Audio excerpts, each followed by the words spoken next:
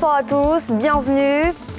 Les chrétiens célèbrent ce 25 décembre la nativité du Christ dans les églises, un moment de réjouissance et d'invitation à l'amour entre les uns et les autres.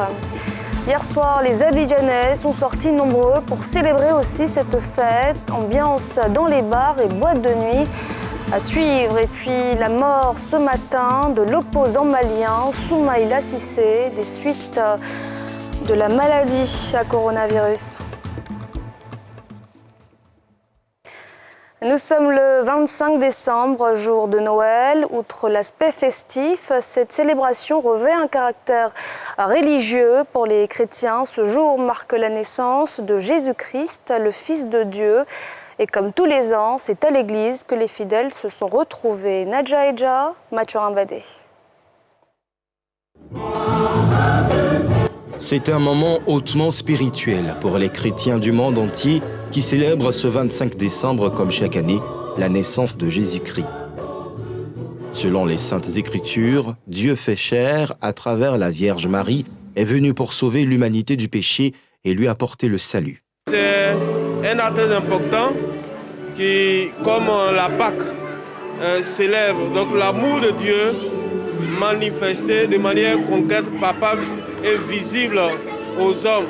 Venus nombreux pour prendre part à cette célébration religieuse, les fidèles ont écouté avec attention le message de la nativité porté sur l'amour du prochain à l'image du don de Dieu pour son Fils Jésus-Christ.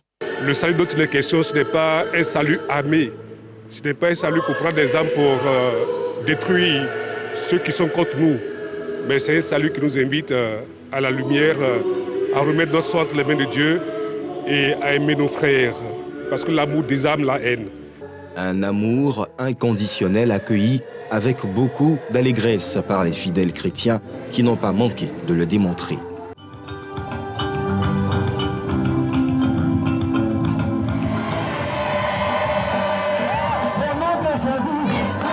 Pour eux, Noël représente l'opportunité de marcher sur les voies divines. La Noël, c'est un moment de réjouissance, un moment où nous manifestons notre joie parce que nous accueillons celui que nous considérons comme notre sauveur, Jésus-Christ. C'est un cadeau que Dieu fait au monde entier en nous donnant son Fils unique afin de nous pardonner par son sang tous nos péchés. Sa naissance témoigne d'un grand événement, un événement qui ouvre de nouvelles perspectives pour l'humanité tout entière. Avec une année marquée par la pandémie de coronavirus, Noël est la première fête religieuse à avoir pu être célébrée presque dans les conditions habituelles. Cette venue du Fils de Dieu est donc un espoir pour les périodes à venir. Hier soir, les Abidjanais sont sortis nombreux aussi pour célébrer cette fête. Les bars et boîtes de nuit de la capitale étaient pratiquement tous pleins à craquer. Une forte affluence pour le plus grand bonheur des patrons de ces établissements qui avaient été durement impactés par la crise sanitaire. Yéli Traoré, Fulgence Kissiedou. Commune de Koumassi, il est 22h. Dans cette boîte de nuit réputée sur une artère principale de la ville, l'ambiance est déjà à son comble. Même si la clientèle se présente encore au compte-gouttes, ce qui n'inquiète pas. Autre mesure, le maître des lieux pour qui la soirée ne fait que commencer. Bon, c'est une soirée spéciale qui n'est pas comme les autres parce que nous nous organisons à volonté en fonction des fêtes de fin d'année. Donc, l'organisation, elle est grande, elle est immense. Nous attendons du monde, puisque tout commence à partir de minuit. Donc, nous attendons du monde en tout cas. Nous sommes des hommes de nuit. Alors, les bons chiffres, les grands chiffres, nous les faisons en fin d'année. Noël et jour de l'an.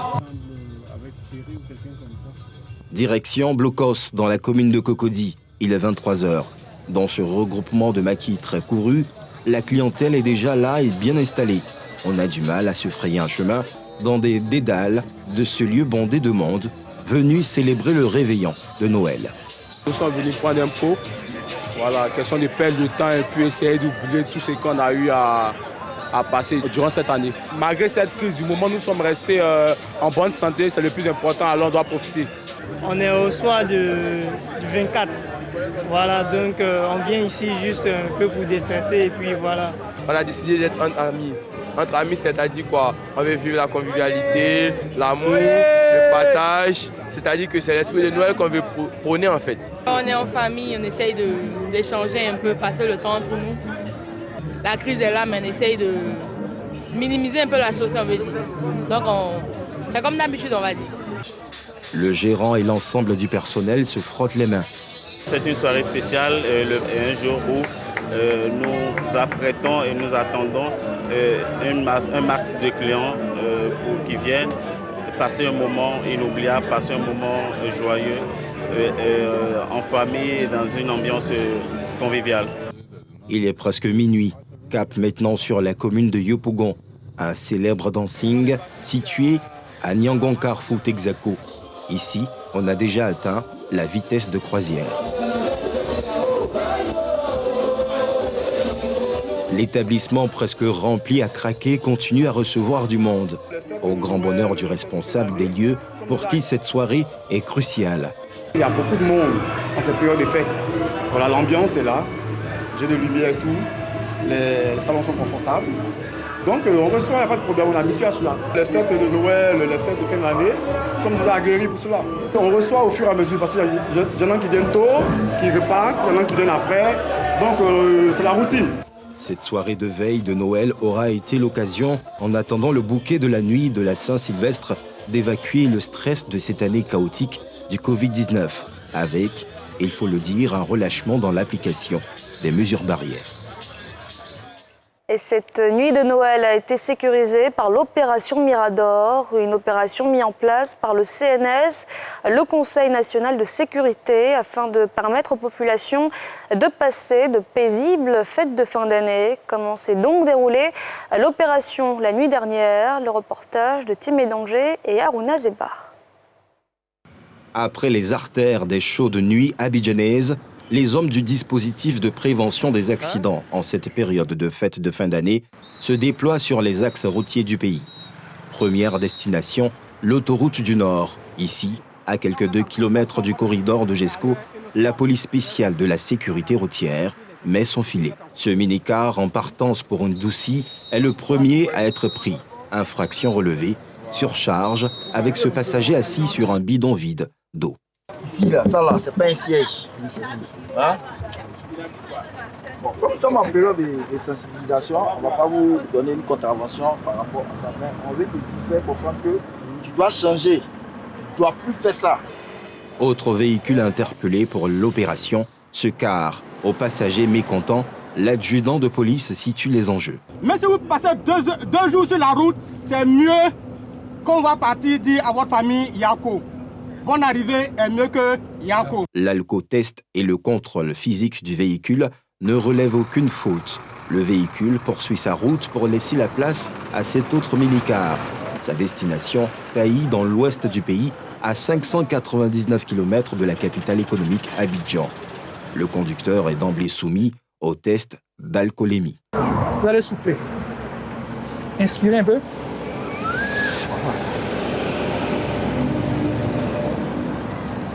Nous pouvons dire que vous n'êtes pas sous l'effet de l'alcool. Et nous vous en félicitons. Résultat négatif, il n'est pour autant pas tiré d'affaire. Le contrôle physique le met en difficulté.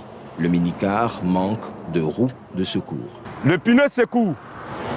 Lui, on ne l'appelle plus pneu secours parce qu'aucune rainure. Il est totalement lisse avec les fers dehors. C'est pas normal. À cette faute s'ajoute le surpoids des bagages. En dépit de ces infractions, le conducteur est autorisé à reprendre le volant. Sur ce point, l'équipe des opérations fait des précisions. Puisque les organes qui pourraient véritablement mettre le véhicule en état de nuit n'étaient pas incriminés, secondo, nous sommes à la phase de sensibilisation. Il y a la répression qui n'a pas été ignorée. Cette phase viendra et elle ne saurait tarder. Malgré son bon état, l'autoroute du Nord est l'axe routier le plus accidentogène du pays. Route d'important trafic, cette voie enregistre 2/3 des accidents mortels survenus entre janvier 2019 et mi-décembre 2020. Des accidents qui sont causés en grande partie en raison de la consommation d'alcool. Ce business est en effet très florissant en ces périodes de fêtes, comme nous le témoignent Pierre Dipomélin et Harouna Zeba dans ce reportage. Yopougon-Selmer. Ce magasin spécialisé dans la vente de vins et spiritueux ne désemplit pas à l'approche de Noël. Adopo est un habitué des lieux. Il vient s'approvisionner pour les fêtes. Son choix porte sur des magnums. C'est mon approvisionnement. Et tout à l'heure, vous avez vu, j'ai pris deux grandes bouteilles de vin, un vin, une bouteille et demie. Le vin même, ça soigne. Le vin soigne parce que lorsque vous partez même à l'hôpital, le médecin vous conseille. Mais étant diabétique, il vous dit, bon, en mangeant, prenez un verre de vin. Parce que ça veut dire que ça soigne. Donc le vin c'est très bon par rapport aux autres boissons comme la liqueur. Dans cet autre magasin, à la rue des Princes, les clients ne se bousculent pas encore. Mais la tenancière garde espoir. C'est un peu lent dû à la situation de l'année qui a été un peu bizarre avec le corona, tout ça. C'est un peu lent actuellement. On espère qu'après la demi-journée, ça va sortir un peu. Cap sur Marcory. Ici, on assiste à une séance de dégustation. On va libérer les arômes. Votre vin va vous paraître plus aromatique. Sentez la différence? Il y a plus d'arômes là. Donc là, on a ouvert le vin. C'est un peu comme si on carafait le vin, si on passait le vin dans une carafe. Donc là, on a un vin qui est plutôt sur des notes de fruits rouges et fruits noirs, avec des épices. Okay. On a déjà un petit côté champignon au niveau du nez. On peut goûter.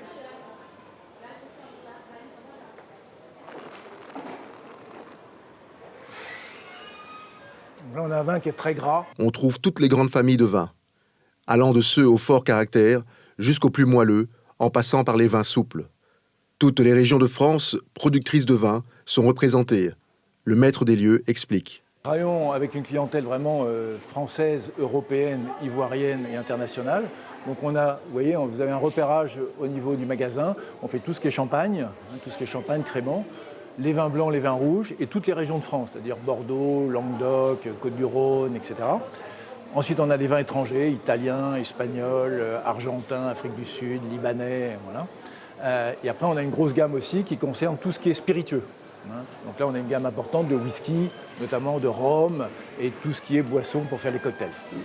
Ici, les prix des vins varient de 3 000 francs à 2 800 000 francs CFA. De nombreuses commandes sortent déjà. Cette veille de Noël va être une longue nuit arrosée.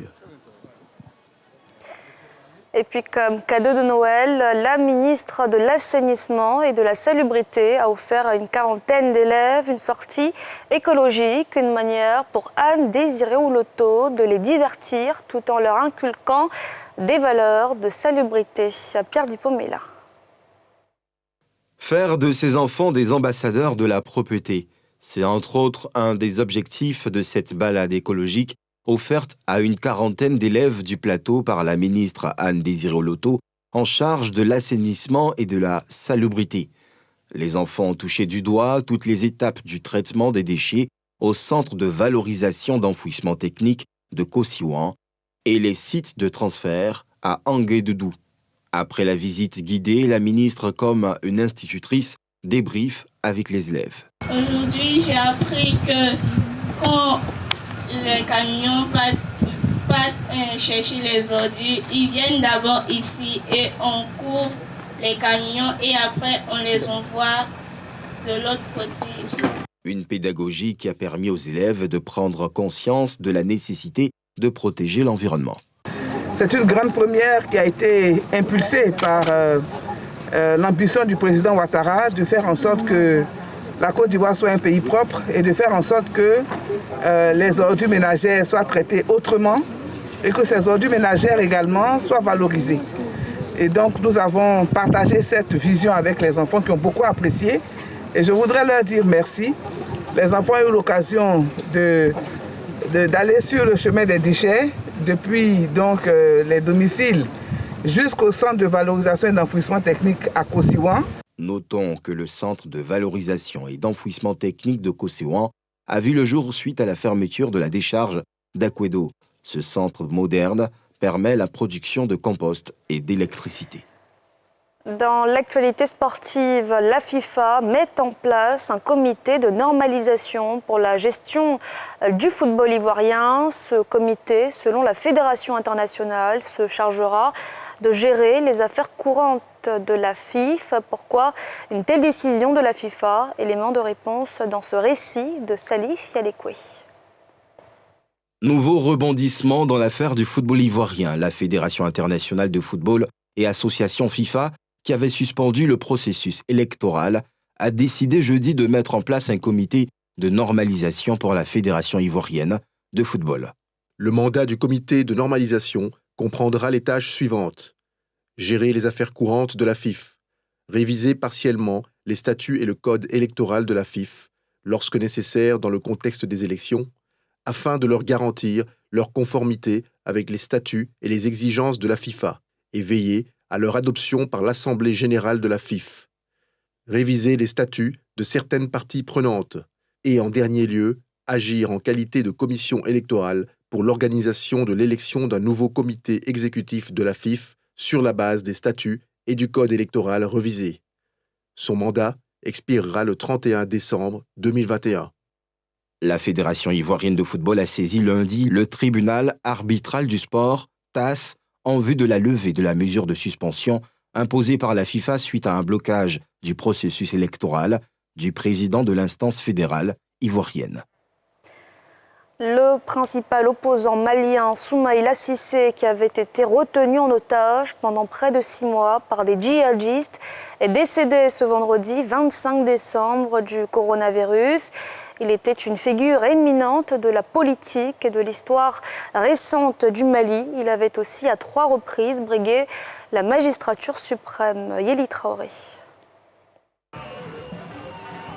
Soumaïla Cissé, leader de l'opposition malienne, est décédé à l'âge de 71 ans, vendredi en France, où il avait été transféré pour des soins du Covid-19, selon un membre de sa famille. Je confirme la terrible nouvelle, il est mort. Son épouse, qui est en France, me l'a confirmé, a déclaré un responsable de son parti, l'Union pour la République et la démocratie.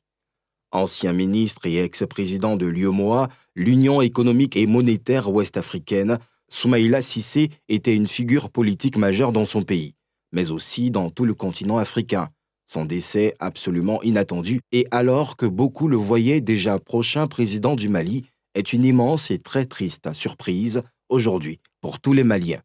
Figure de l'opposition malienne, Soumaïla Cissé avait été enlevé le 25 mars alors qu'il faisait campagne pour les élections législatives dans la région de Tombouctou. Il avait été libéré en octobre, soit après 6 mois de captivité aux mains des djihadistes. Il avait retrouvé la liberté en même temps que la Française Sophie Petronin et 2 Italiens en échange de 200 détenus relâchés à la demande des groupes djihadistes. « Je n'ai subi aucune violence ni physique ni verbale », avait-il déclaré après sa libération.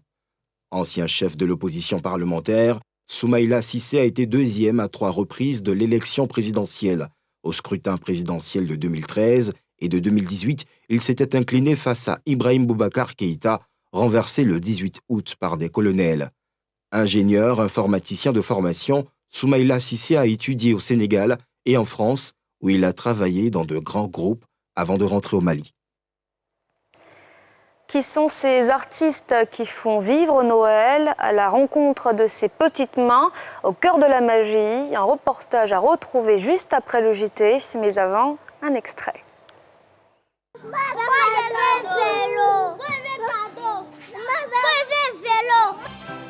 Avant l'arrivée du Père Noël et ses cadeaux, de drôles de personnages se préparent à animer l'arbre de Noël dans cet établissement. On essaie de créer des figures telles que des étoiles, des carrés, des ronds. Et les enfants adorent les couleurs vives. C'est des choses qui attirent les enfants. Donc on essaie de faire des trucs assez simples pour ne pas qu'ils aient peur. Un reportage à retrouver juste après la météo de Maïmouna. Et c'est la fin de ce journal. Merci de l'avoir suivi. Excellent week-end à tous.